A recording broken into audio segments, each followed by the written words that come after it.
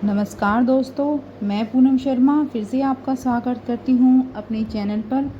आज मैं आपके सामने लेकर आई हूँ सावन मास की पुत्रदा एकादशी की व्रत कथा और इसके बारे में संपूर्ण जानकारी। अगर आपको वीडियो अच्छी लगे तो प्लीज़ मेरे चैनल को सब्सक्राइब करें और ऐसी ही भक्तिपूर्वक जानकारी के लिए मेरे चैनल को लाइक करें ताकि मुझे मोटिवेशन मिले आगे भी वीडियो बनाने का। तो चलिए मैं आपको बताती हूँ, इस व्रत में न केवल पुण्य प्राप्त होता है बल्कि संतान की सुख की प्राप्ति होती है। तो आइए जानते हैं इस व्रत की कथा, तिथि और विधि के बारे में और इसके महत्व के बारे में। तो पुत्रदा एकादशी इस बार 5 अगस्त 2025 को मंगलवार को पड़ रही है श्रावण मास में, और एकादशी की तिथि शुरू हो रही है 4 अगस्त रात के 11 बजे। और ये व्रत एकादशी का किया जाता है उदया तिथि में। तो उदया तिथि इस बार मंगलवार 5 अगस्त को पड़ रही है, तो 5 अगस्त को ये व्रत किया जाएगा और इसका समापन 5 अगस्त दोपहर को 1:12 पर इसका समापन होगा। लेकिन व्रत इसका पूरा दिन चलेगा और अगले दिन यानी 6 अगस्त को इसका पारण होगा इस व्रत का। तो 6 अगस्त सुबह 5:45 से 8:36 सुबह इसके पारण का समय है। पुत्रदा एकादशी है ये, और इसके पारण का समय मैंने आपको बताया है। इस दिन भगवान विष्णु की विशेष कृपा प्राप्त होती है। इस व्रत को हर व्यक्ति को, हर मानव को इस व्रत को करना चाहिए। पुत्रदा एकादशी की व्रत कथा मैं आपको सुनाती हूँ। बहुत समय पहले महिष्मती नगर में राजा सुकेतुमान राज्य करते थे। वे धर्म प्रिय थे परंतु संतान नहीं थे। इस कारण वे बहुत दुखी रहते थे।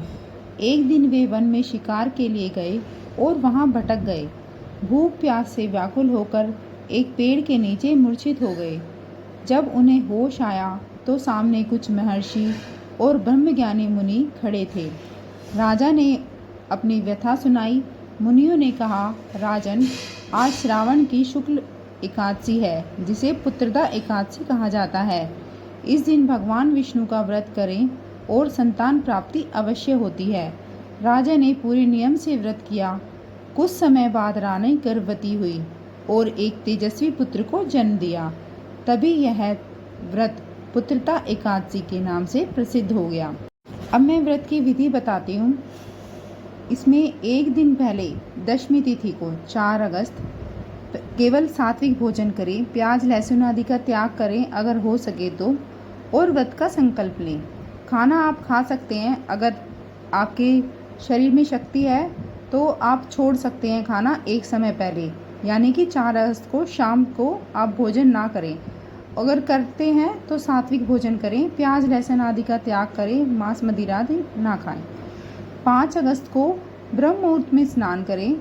भगवान विष्णु की प्रतिमा को गंगा जल से स्नान कराएं। अगर आपके घर में लड्डू गोपाल हैं तो आप उनको स्नान कराएं। पीले वस्त्र पहनाएं। चंदन पुष्प तुलसी धूप दीप से पूजन करें। विष्णु सहस्त्र नाम का पाठ करें। ओम नमो भगवते वासुदेवाय मंत्र का जाप करें। फलाहार करें इस दिन और पूरे दिन का उपवास रखें, और रात्रि में अगर हो सके तो जागरण करें, बहुत ही अच्छा है।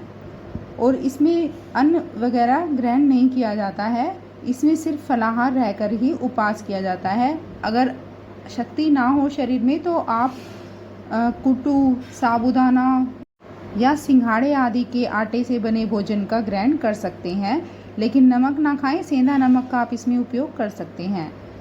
6 अगस्त को द्वादशी को इसका पारण होगा। इसमें ब्राह्मणों को भोजन करवा सकते हैं आप, नहीं तो आप घर में ही चावल का कुछ बनाएं और उससे भगवान विष्णु भगवान जी को भोग लगाएं और फिर स्वयं प्रसाद रूप में उसे ग्रहण करें। पूरे परिवार में आप उसको बांटें ताकि वो भी प्रसाद रूप में उस व्रत के प्रभाव को ग्रहण करें और उनका भी कल्याण हो। दान दक्षिणा देकर व्रत का पारण करें। अब मैं आपको व्रत के लाभ और महत्व बताती हूँ।